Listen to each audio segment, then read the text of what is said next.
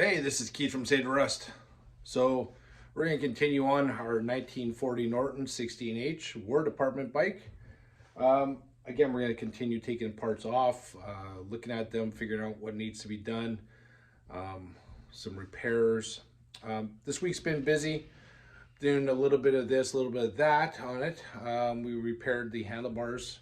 They were a little bit bent, and there were some pretty good gouges in there. So we welded them up and grind them smooth. We did a bunch of work on some of the hardware, got them all cleaned up, ready for park rising.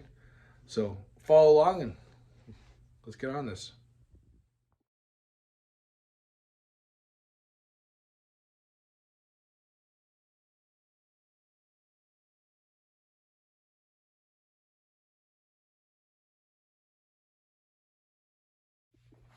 So here's some of the hardware that we've already cleaned up. Took a wire wheel to it all and getting it ready for park rising. A lot of people will sandblast their parts, but I found it's fairly easy to do, and I get good results from it. It doesn't pot. It doesn't like texture the metal either. It just cleans it. So I'm not sure if the adhesion is less because of it, but I've done quite a bit of it and I had good success. I started. I was going to originally parkerize these. These are the handlebar to fork clamps, but then realized I had a aluminum one. I'm taking this as aftermarket. Someone made it, casted it. So I'll have to get these powder coated. I'm not a big fan of powder coating when we have, these holes are threaded. Only because I don't have British taps. We also got along and this is the front. I can't even remember if this is the front or back. I think this is the front. So these two pins were bent into each other. So we straightened those out. That's where the brake shoes kind of fit. So we got that all good. And then the handlebar, we welded up a bunch of holes in it. Not holes, but the dents. And then looks a lot better. So a little bit of progress on a couple of some of the parts. We still have this hardware to clean and get it ready for park rising.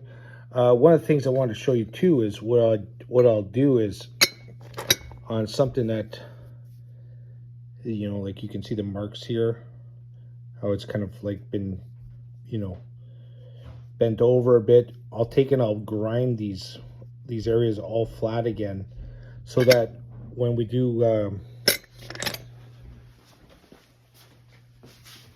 do park rise them, they just look more crisp. So again, I did that on these ones. I mean, these are 80 years old. You got to kind of dress them up as best as you can. Otherwise, you'll have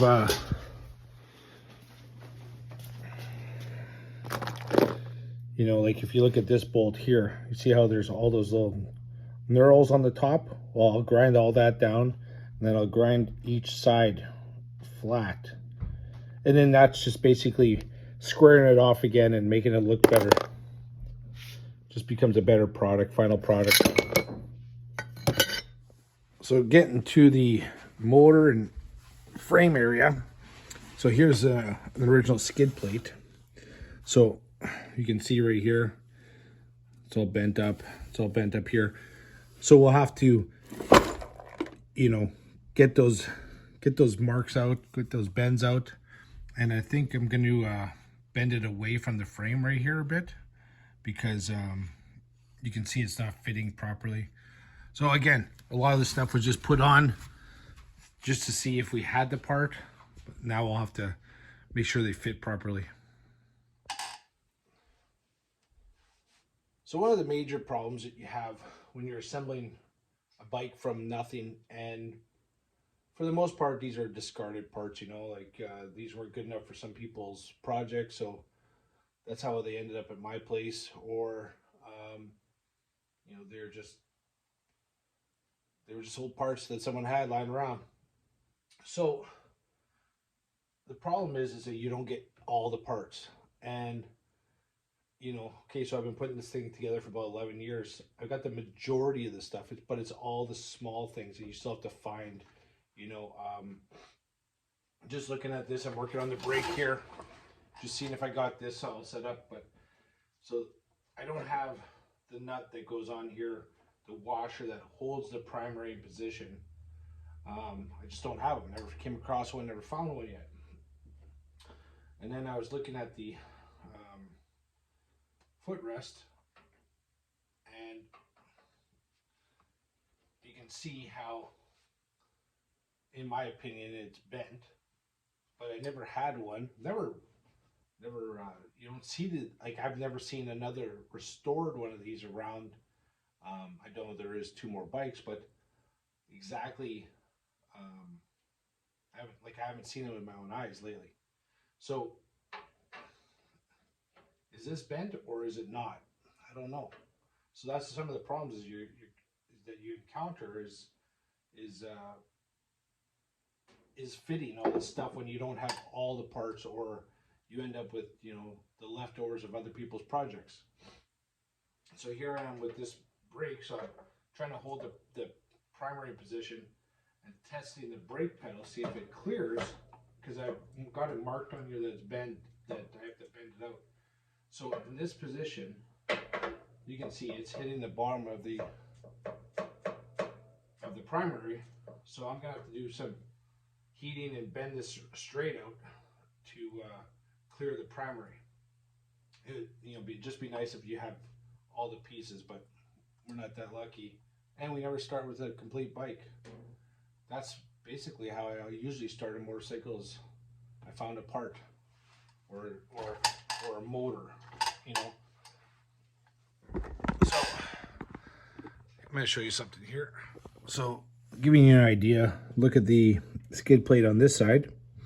You can see how it touches here. So we got the bottom motor, bottom engine bolt going in, but it doesn't clear the other side. So we're gonna have to fix all this up. You know, that's pretty. It's got a pretty good bend in it. And then pull this piece forward so we can clear this. You know, that's like 10 gauge or at least a 1/16 of an inch thick. That's some heavy material with a strengthening rib here. So for this to get bent, man, that must have hit something hard. One of the other things we're going to have to fix on the frame is, you see on this side, that's the gas tank mount, and there's a rubber grommet that goes between the tank and the mount. This side is broken right off, so we'll have to fix that.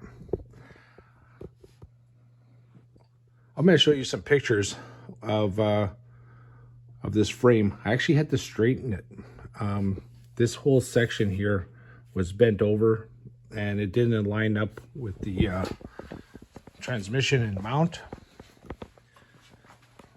So because this frame isn't a loop frame, there isn't a loop that goes underneath. So it comes down to the front motor mount. This, you know, where the seat is, we call it the seat post, comes down, stops here. Then the back leg comes and stops here.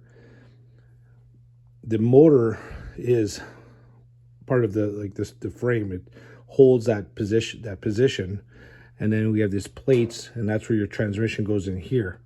So when I got this frame, it was bent already, so we had to straighten it. So put it on my frame jig, and I got some pictures I'll show you, and just to give you an idea of what we had to do to fix this. Because if you've seen some of my other videos, I do have a frame straightening jig I built from scratch for Harley 45s. So when I say it's for Harley 45s, the mount at the base, which is removable, is made for Harley 45 frames only. So I straighten these out because basically no one else does, and I had like 5 frames I need to be done. So what I did is I put the Norton frame in here, and because this is the bottom section is made specifically for a Harley 45, I had to kind of rig it up with chain, and you'll see in the pictures what we had to do to just hold it in position and tweak it. Because again, with the Harley, you get the loop frame here, so lots of strength. But the Norton will come down to here, comes down to here, and it comes to here. So then there's none of this bottom section of strength in the frame, which I believe they changed. There's some, I think on the Norton 16H, prior or after they actually did the loop frame. So you can see in this picture that I had to use some chains to hold it down, since I wasn't going to build a mounting system for it, for just a one-time use. So what I had to do is I used an extra set of engine cases, the plates, and then just started pulling and using a porta power. After I had it, pretty secure down. So it did work. We just had to do a lot of, pushing and pulling, and the result is we got it to work, and we could progress with restoration. I have a playlist of me doing some Harley 45 frames if you're interested. Check it out.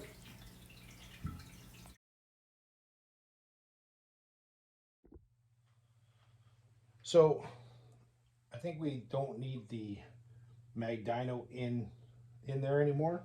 So I think we'll just remove that. I've already pulled out the bolts at the bottom that hold it in position to the frame, to the engine plates and tranny plates. There we go. I already had one of the bolts out for this.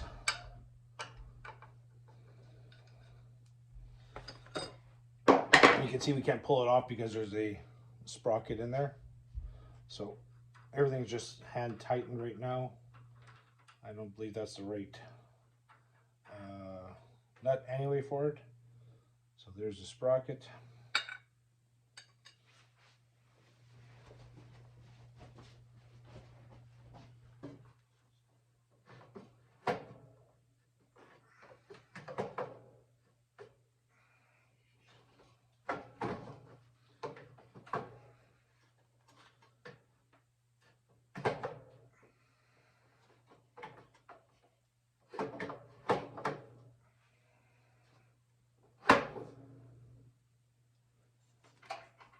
I would have assumed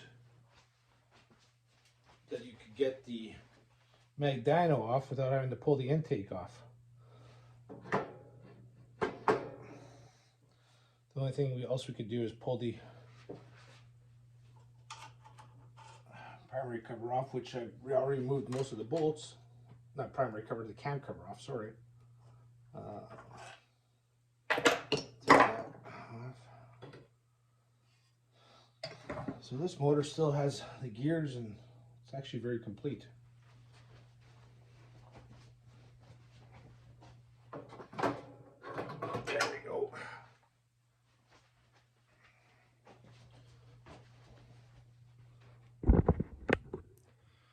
So I already had this gone through and rebuilt, but what we'll have to do is just paint the top section here, pull the hardware off, and get it all parkerized, and then the bottom mount we'll parkerize that also.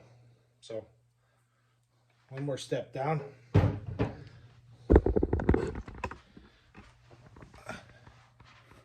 So here's the inside of the motor. So you can see 2 different cams with the push rod to the valves, side valve, cam followers, oil pump driven off the crank. So in case you've never seen the inside of one, there it is. So we got the couple of bolts that were holding on the gas tank on. Took those off. And we'll pull the tank off. It's a really nice tank. We will have to clean it out because it's, you can see it here a little bit. A little bit of rust in there, but obviously I got it like this, so I'm gonna have to strip it down so we can see exactly what kind of shape it's in. I'm hoping that it's perfect underneath, but you know what? After 80 years, everything takes a beating.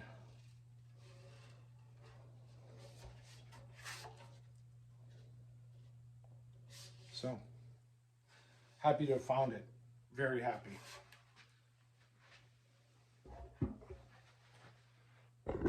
So now I can show you the top mount a bit easier. So you see this, we'll have to recreate this on that side. So, kind of neat is that it is a rubber mount tank. You know, if you know anything about Harleys, you know, they were solid mounted till late 70s, something like that. And then they had some kind of rubber mounting system, but you know, 80s for sure. So pretty neat that, you know, 1940 Norton had rubber mounted. I find that interesting. That's the stuff I find interesting, is how you can see the evolution of things over time in different models.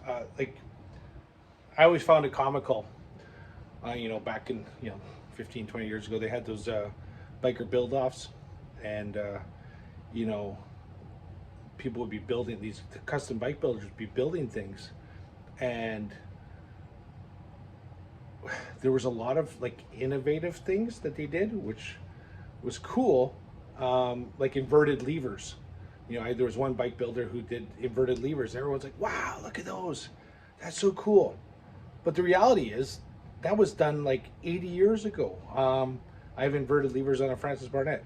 So what I'm saying is, there's a lot of innovations on early motorcycles that kind of just got lost along the way. And a lot of custom bike builders over the last 20, 30 years have looked at early motorcycles, got inspiration, took some of their ideas, and then for the most part, generally, the people that don't follow old motorcycles don't realize that a lot of those innovations were done 80, 100 years ago. So I like looking at old motorcycles because there's lots of innovations that happened, you know, prior to the 1950s that, you know, are used now as daily, you know, kind of, they're just on newer motorcycles without the thought of that was done, you know, 80 years ago. Just my 2 cents. So we got the nuts off the back of the seat, and the front bolt is off. So let's show you the seat, in case, you know, you haven't seen underneath one of those the covers. There's a series of springs, and you can see how some of them are looser than others. So we'll try and find some better ones, and I'm also missing one in the middle. So we'll try and find so that they're all kind of the same tension, and then we'll have to, you know, redo this entire seat. But it's kind of neat. I find it interesting. We also have a new cover for it.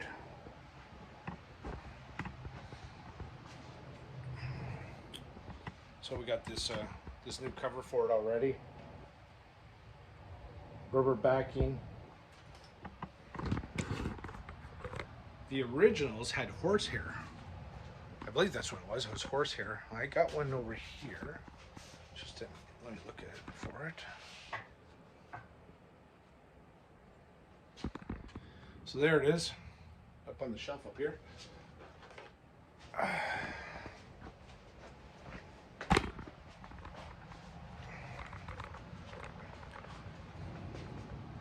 So this is an original seat right here.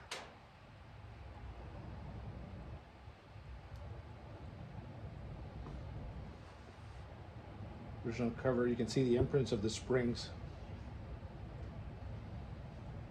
Didn't throw it away, gonna use it on some kind of project. You know, these can fit on James's and those small British bikes also. So, thought you'd like to see that. You can even see how it's got that triangular piece sewn in. So I've done the same here. So it's not an exact reproduction, but it's pretty good. It'll go on that seat, and we'll use it. I'd rather have tan. I'm not sure exactly what the colors that they had back in the day, but an antique tan seat looks so good on old bikes. So, hope you enjoyed today's episode, and hope you got a little insight on what it takes to get these bikes back on the road.